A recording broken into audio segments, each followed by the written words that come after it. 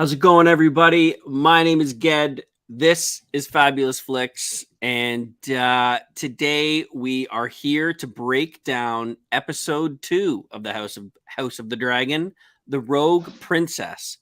With me, as always, is a semi-blurry, hopefully non-choppy Rogue leader. What's going on, pal?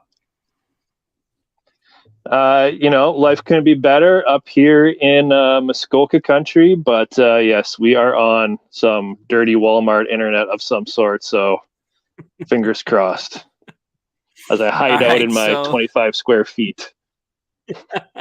So if it starts to dip, I'm going to give you a little signal that we worked on and let you know to just kind of let the internet catch up here, okay?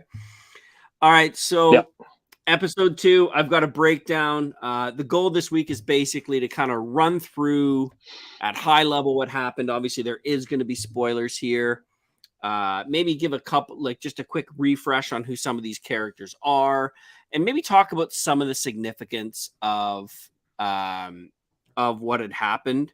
There's some stuff, obviously, on the surface that you'd see that you're like, I'm sorry, what? But there is... in the story, there is meaning to this stuff. As much as normal, moral human beings, we might look at some of the events of this episode and go, what is actually going on here? So I guess my very first thing, pulled at all the heartstrings. The opening music scene is the Game of Thrones original score. They've got this cool rip of... the streets being built. I'm pretty sure it's around the Red Keep. It's a little morbid, obviously, because the streets are flowing with blood. But how cool was that tribute back to Game of Thrones, seeing that opening score like that? Well, I'll tell you, because I have no idea what you're talking about, because my lovely wife hit skip intro.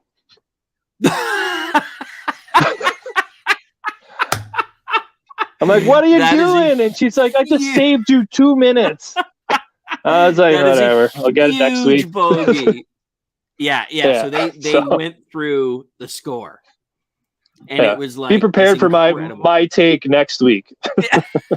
We'll just talk about it in 7 days, because who knows what they're gonna do for week 3? Because week 1 they didn't. It was different. It wasn't. The same there was nothing. Yeah. So then you open up the scene, and I love how they're throwing this in and making mention of it without exploiting it yet. And that is a whole bunch of dead people at the Sea of Port. You see a ship in ruins. You see people being eaten by like crabs. I like how they're dabbling it and leaving it alone. Nothing's really... like they're not. Yeah, I think that's our initial setup of what the big main confrontation will likely end up being. Yeah. We could talk more of that later, but yeah, that's like the little, just FYI, this is going on, but let's just move forward. I definitely had a bit of like a Davy Jones Pirates of the Caribbean vibe there. I'm like, oh no, it's like a grown-up pirate. So anyway, so we got this. The other thing that really jumped out at me is this is 6 months since the death of Queen Emma. That was kind of shocking. It was like, boom, it's been half a year since my mother died. I was like, what the hell? I was gonna say it took me a solid like 5-10 minutes to like I'm like, did I miss an episode? Like I was like, what is the hell's going on here? I'm like, the brothers in now Dragonstone. I'm like, I thought he got sent somewhere else, and then finally they reinforced it a couple times. It's been 6 months, so I was like, okay, so stuff has happened and transpired, and they kind of catch you up with like little side conversations. Yeah, for sure. And you instantly go to Rhaenyra, who's obviously struggling to find her place. I mean, no female has ever been named the heir to the Iron Throne. No one really knows if she should speak an opinion, if she should shut her mouth. She weighs in towards the beginning of the episode on having the Dragon Riders go out and wipe out this pirate army, which, quite frankly, I think is the best idea in the world. I mean, she's an absolute savage. I don't think anyone is going to question this at this point. Yeah. And she gets shut down pretty hard. And that, I think, really kind of speaks to almost, as much as I love Viserys, what I love about him is also his fault in this case. Yeah, it was kind of like, okay, it's your first day on the job. Like we've been doing this forever. Like, and like obviously there's stuff with her being a woman as well. But yeah, it was But like remember, it's obviously it not was her a good first day. idea.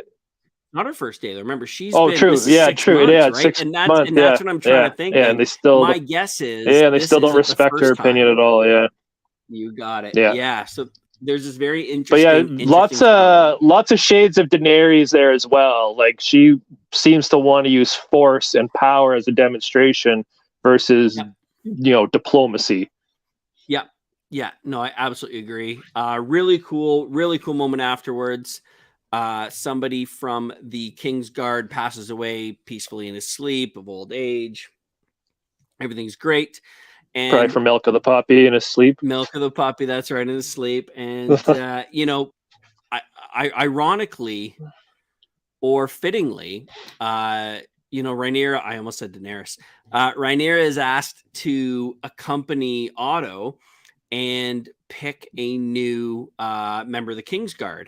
And sure enough, there's 6 or 7 of these donkeys sitting up there, and one is the aforementioned Kristen of House Dorne. And by the way, is Prince Oberon was what's his from name's last week, character yeah. in Game of Thrones. It was driving me Pedro nuts, and right Pascal's, after we yeah. streamed, I'm like, son of a bitch. It's Prince Oberon, greatest character in the entire series. Yeah. But yeah, so sure enough, there he is. And what I loved about this is, they talk about, one guy bringing home a poacher or something like that. And her question is so good. She's like, how many of these guys have seen combat, like real combat? Kristen was the only guy that had, and that look that she gives Otto is like, don't you think the king should be protected by someone who's seen battle? Yeah. And there's this very cool divide between politics because Otto's playing the politics play. Yeah, we got to keep what house happy, whatnot. And she's just like, there's one requirement for this job. Can you protect the king? Can you keep him alive? And this is a moment where, again, she is dead. She's dead to rights in this. I don't care if he's from House Donkey shit. If he's battle tested and he can protect the life of the king, that should be the only requirement. I mean, the one guy looked like he was half dead. The first guy that got up there, I'm like, who are you? Yeah. He literally looks like he rolled off the streets of Westeros. So from there, I mean, is where the episode gets a little weird. Obviously, Lady Alicent has been visiting with the king, and again, it's very genuine. They talk about House Valyrium. It's not creepy. It's not weird. I know you said that there was a moment in the first episode where your lovely wife was like, "If this happens, I am done with this series already." And you would have thought that's as bad as it got. But I like this. I like this genuine interaction. I like that they communicate. I like that they converse. If we called this last week. We called this last week, eh? We said Otto's making his play for the throne. Yeah. Absolutely. But here comes Lord Collis. So 10-second backstory. Remember, Lord Collis is of House Valyrium. They are as old, or some believe older, than House Targaryen. He is the ship master. They are the masters of the sea, where the Targaryens were dragon riders. So, Collis talks about later on that, he had to build the strength of his house on his back. He wasn't handed it the way that the Targaryens were, because he wasn't all mighty. They were just working hard, right? And so he makes the suggestion to meld the two houses. Now, at first, I mean, we got to remember, this is something that that is very normal with the Targaryens and the Valyrians. Like, they were very incestuous. They talked about that in the Game of Thrones. But there's just one problem with his proposal. Tyler, would you like to drop the news of the age of the person that he asked for their hand? Yeah, the child is 12 years old. And I will say, when he does the walk, and it's like zoomed out, it zooms into him walking, you see him walking with someone with like the white hair. So like, okay, it's likely, the princess, whatever her name is, that they want to set Lady him Lena. up with. And when Lady Lena. Yeah, and when it gets closer and her head's like the height of his hip, I was like, oh boy. I was like, yeah, and then they do the pan around. I'm like, yeah, it's a very, very young child. Yeah, and then when you ask, what did your mother say? She says, I wouldn't have to bet him until I'm 14. I was like, yeah. And again, I'm not saying this is a normal person, but like this is part of what House Targaryen and the Valerians were. They were all about keeping the bloodlines as pure as possible, keeping those houses joined. Yeah. Targaryens marrying Targaryens, Valerians marrying Valerians, Valerians marrying Targaryens. Like the idea of keeping that, I don't want to say Aryan, but that like blonde dragon bloodline firm. Yeah. But you can tell, and again, that's why I love Viserys. Like you can tell how uncomfortable he is with this. Like she loved his character. Lady Lena, that's how he did this. Yeah, like Lady Lena, you can see, again, she nailed it too. She's obviously just a child in real life. She nails that, just that awkwardness of, it would be a great honor and I would give you many heirs. And you can just see like his heart is just breaking because he knows he needs to choose a wife. It's been 6 months. He needs to propagate and continue the royal bloodline. But you can see he's just cracking on the inside. Like you are a child. Like, well, I love how he goes and seeks out advice, like unbiased advice. And he's like, what, like, does this make sense? Should I do it? And he is told, yes, like you must wed this like woman. It makes the most sense for the realm and for you as king. Yeah. Some spoilers. I want to keep on mute. Thank you, Ms. Florence.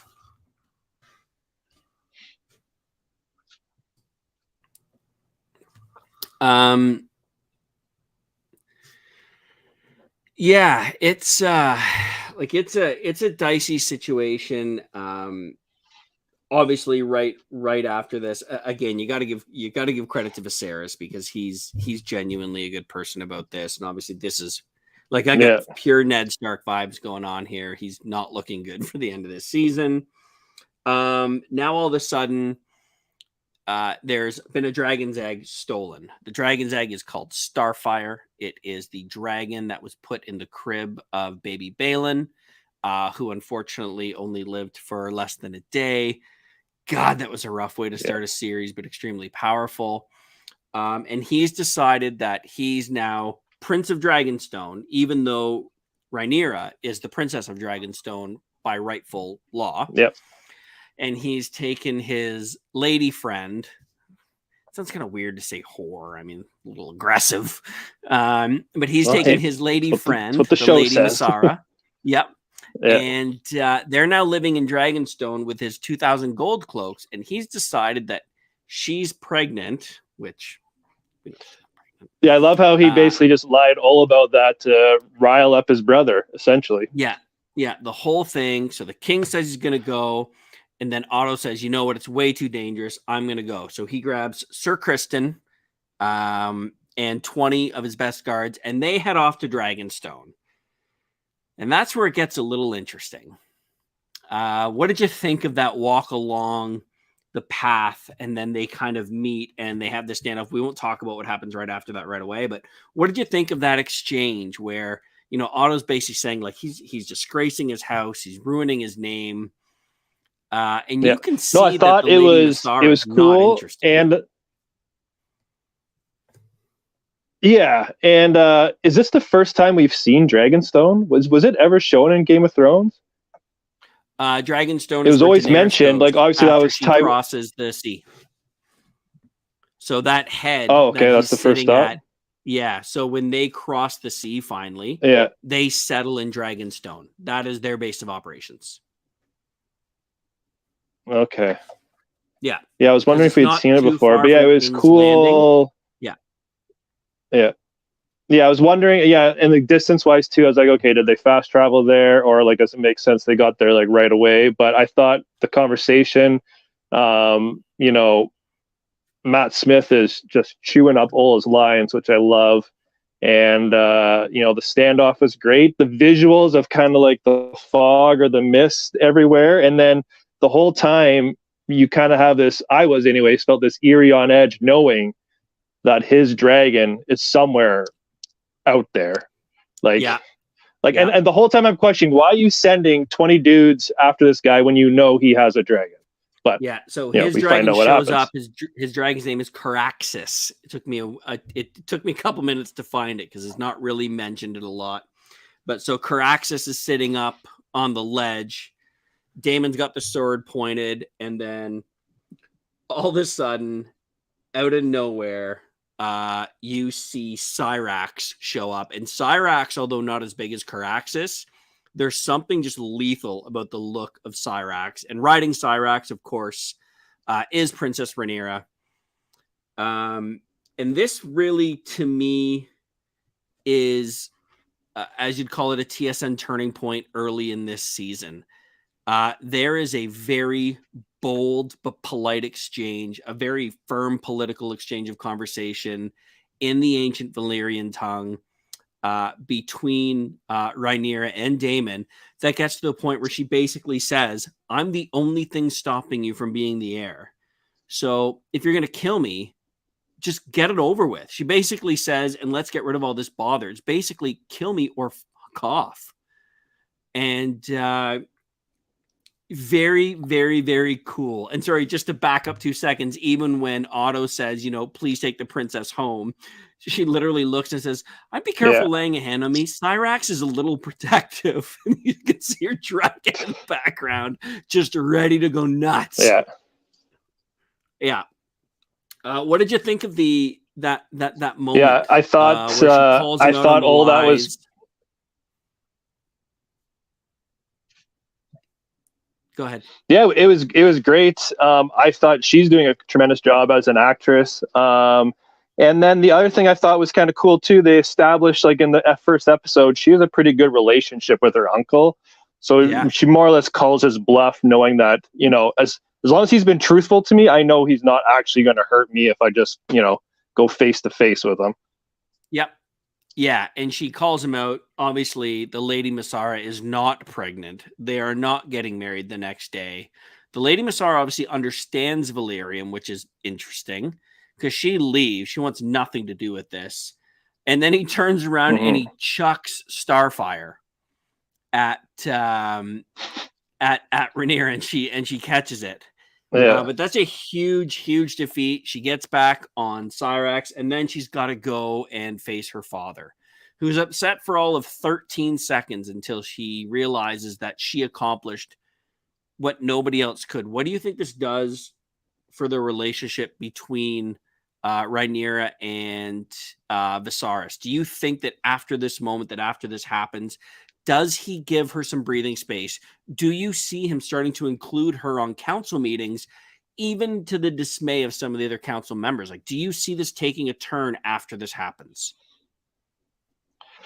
I think so, because he does say, he's like, I don't want to take another wife. And I think he does say something around the lines of, I don't want another heir or something like that. So I think that was a bit of vote of confidence in her.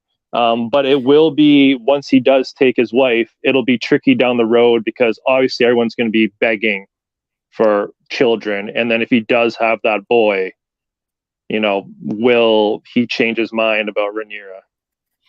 Yeah. And that's what he said. He's like, I could never replace your mother. They talk about how they grieve. And he says, I basically have as much desire to take another wife as I have to create another heir. You are my only heir. Like, he's trying to reassure. I think that you're going to see him give her more of a voice at council. I think that's going to cause a lot of disruption within council. But I think that she's going to have so many good ideas that they're going to have to listen to her. I want to go back just for 2 seconds, because when they're watching the Lady Laena walk with the king, Rhaenyra, and I skipped over this, Rhaenyra and Rhaenys, the queen that never was, she was the lady, the girl that was passed up for Viserys all those years ago at council. She made a quote, and it kind of it stuck with me. Like I'm gonna have this thing written down forever. I have my iPad beside me of stuff to go through. Men would sooner put the realm to the torch than see a woman ascend the Iron Throne. And this to me was this very cool flash forward or flashback to the struggles that Game of Thrones faced for so long. And she called it the hard truth that no one will tell you.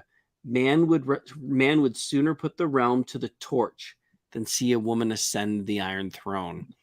So I think of that quote, and I think about the bond that has just happened between Rhaenyra and her dad, Viserys. How is that going to create turmoil in the next couple episodes? Yeah. Well, it could easily be foreshadowing what's to come in coming seasons, right? And for Rhaenyra to become queen, Daddy has to die. So I think as long as Daddy's alive, I think she's safe. I think he'll promote and protect her and like keep her like in a position of power. But once he's gone, you might see other plays in the works to challenge the throne, right? Yeah. Like, will everyone fall in line under her, or will loyalties be spread, right? And that's, I think that's the comment about the torches and the fire, right? Like, it's going to be all hell break loose when that throne's up for grabs. Yeah, men would rather see it sent to the torch or put to the torch. Okay, so we think everything's great. And then in the ending scene, he makes his declaration to take a new wife. And I don't know about you, but I was definitely not surprised at all because Otto, it's too bad because Otto plays this brilliantly. And I think, so he obviously says that he's going to marry the Lady Alicent. Now, Alicent is Rhaenyra's best friend. The king has been confiding in Alicent in a very genuine way.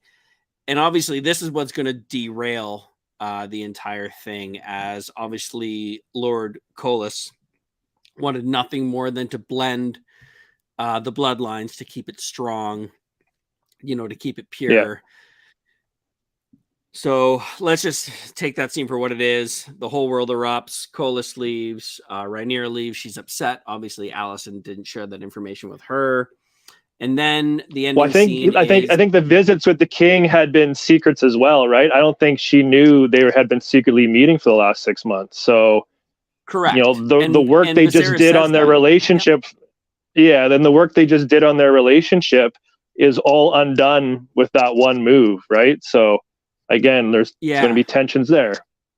Yeah, because Viserys says to Alicent, please don't tell my daughter about these visits. I don't think she would understand. So then the ending scene, you have Daemon Targaryen sitting in the Drift Kingdom, sitting with Lord Corlys, looking to collaborate. I mean, what an episode. What an absolute episode. So what do you say? Let me give you my prediction what's going to happen here. Yeah. First off, I love that Daemon Targaryen first defended his brother when Cole started talking smack about him. So it kind of shows he's a D-bag, but he's not that big of a, you know what I mean? He's still family. And then if they're going to team up and go after what were they called? I can't even remember what they're calling them. Anyways, if they go out after the people feeding everyone to the crabs, and they end up igniting, if they ignite this big war, they're going to have to pull all the other houses into it potentially. Like that could be kind of the powder keg that sets things off going forward. But 100%. And they're going to use a dragon, like they're going to make a spectacle of it. And then Viserys' house is going to have to try and defend the fact that it wasn't. Yeah, there's no doubt it's going to get brutal. I agree. I think that you're going to see in the next episode, and I haven't watched the trailer yet, so if I'm right, cool. If not, whoops. You're going to see Rhaenyra be a little rebellious. You're going to see her taking Syrax out on a couple other joy flights. I think you're going to see her visit Caraxes and Daemon to see what's going on. They've also made mention of one thing, and I didn't write the name down, is they talk about the massive dragon that left. Alicent spoke to, the Lady Laena was speaking to the king about it because he rode he rode this dragon during some type of battle or something. And so there is a humongous ancient dragon. Is it Balin that was the name of the thing? Well, I think it died. I think that's why he doesn't ride him. Yeah, but I think he named it after the. There is one. There is a massive ancient dragon out there that, because Lady Lena asked, do you know where he's nesting? Okay. So I'm going to go out on a limb and say that before the end of the season, this thing is going to return, and it is going to be humongous. Okay, so let's rate it. There was like a promo poster of all the dragons' names and their sizes that they did put out, but at the time, and I didn't know any of the names, so it didn't make sense to me. But I think HBO put something out. Yeah. Okay. All right, but maybe that one's off the list. I don't know. Yeah. So you want me to go first today? I'll go first. Yeah. Yeah. So I, it's just so nice having a show like this back. I thought the acting was top notch. I thought the drama was great. For me, it's even better than the premiere. I thought it found a nice balance as with, character development, and the storylines and threads are starting. You're starting to see some directions where things are going to go. So I'll give it a solid 8.3 is what I'll give it. You and I, again, are going to mirror at 8.3. And my reasons are, one thing I didn't love about Game of Thrones was that it took a long time to get going. They are swan diving into this thing. They're not distracting it too much. Like, they're giving glimpses of these pirates without elaborating on them too much, like in Game of Thrones, where they were showing White Walkers and everyone was wondering what the hell was going on. I was in between 8.2, 8.3. I'm going to join you at 8.3. I love what they did with the story. They are developing the characters so well. They are showing deception and the forging of relationships. I mean, they've absolutely nailed it. I love that Viserys is carrying around the knife that eventually is used to kill the Night King. Yeah. So good. So that's it. And your internet and look at you. And his fingers now, right? Remember his finger got nicked on the throne 6 months later is now all gangrenous. Like this guy is going to basically die of infection by the end of the season is what's going to end up happening. 100%. But yeah, no, it's And for me, the standout is the king and daughter relationship. Like I thought, great overall. So yeah. No, it's developing really okay. Well, thanks so much for joining me, man. I know you're probably in a bunkie that has zero air conditioning, so you're probably a little bit toasty right now and a little bit sweaty. It's hot. Yeah. Well, I appreciate you taking time on your vacation. I thought I was going to be doing this all by myself tonight. So anything crazy kind of you got going on? Obviously you're on vacation. You've been building your computer. Any projects on the go? Anything we need to look out for? No, but after this vacation, I'll get back in the swing of things and start uploading more regular content. So yeah, just if you're following me, follow my channel. It's coming. Perfect. Rogue Leader, you got some awesome followers. I love following your shit. I've been doing it since day one. I will continue to do it. My name is Ged from Fabulous Flicks. Until next week, can't wait to see you. I hope you guys are enjoying these, and I hope you're enjoying the new show. Take care. All right. Thanks, buddy.